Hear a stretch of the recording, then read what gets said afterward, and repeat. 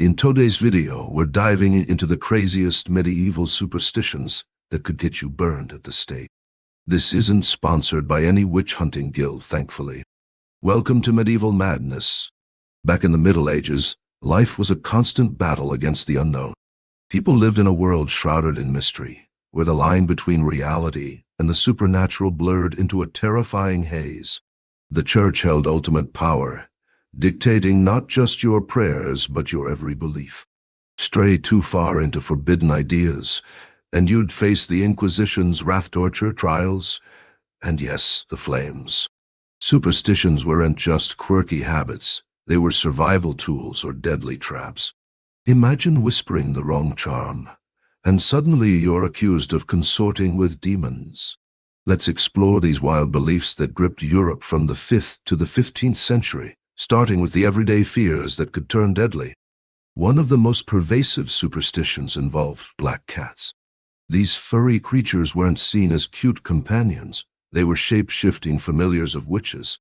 If a black cat crossed your path, it was bad luck incarnate, potentially summoning Satan himself. In 1233, Pope Gregory IX issued a papal bull declaring black cats embodiments of the devil. This sparked mass killings. Cats were drowned, burned, or clubbed to death. But here is the irony: fewer cats meant more rats, which spread the Black Death in 1347, killing up to 60% of Europe's population. People thought the plague was divine punishment for sin, but their superstition only made it worse. Villagers would parade cats in baskets during festivals, setting them alight as protection against evil. If you owned one, you might be labeled a witch and end up on the pyre yourself. Speaking of witches, the belief in witchcraft was a powder keg.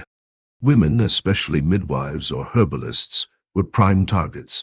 Superstition held that witches could curse crops, sour milk, or cause impotence with a glance, the infamous evil eye.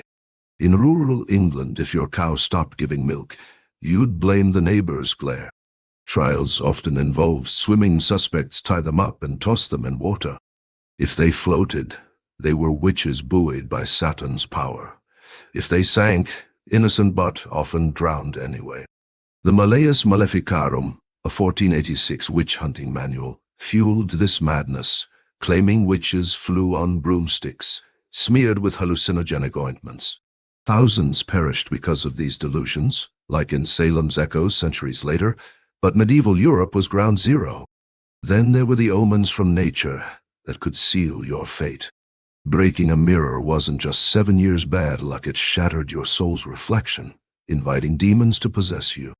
This belief stemmed from ancient Roman ideas, amplified by Christian fears of vanity as a sin. Spilling salt?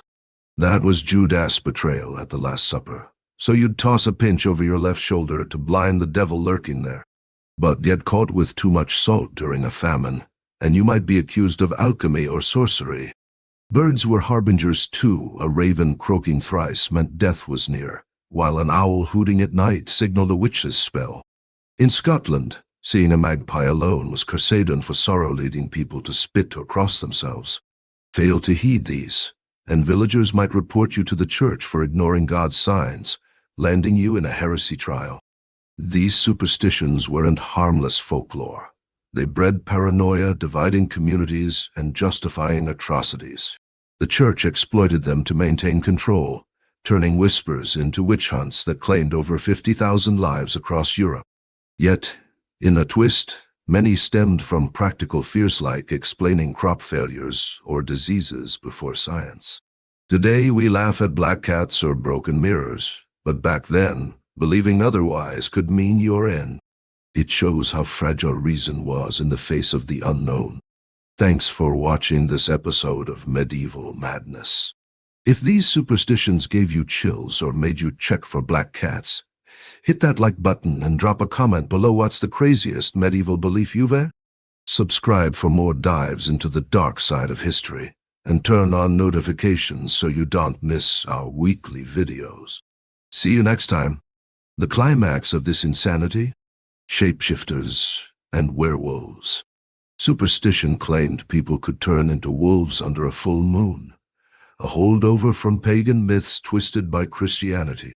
In 16th century France, technically late medieval, Peter Stubbe was executed as a werewolf after confessing under torture to killing 16 people.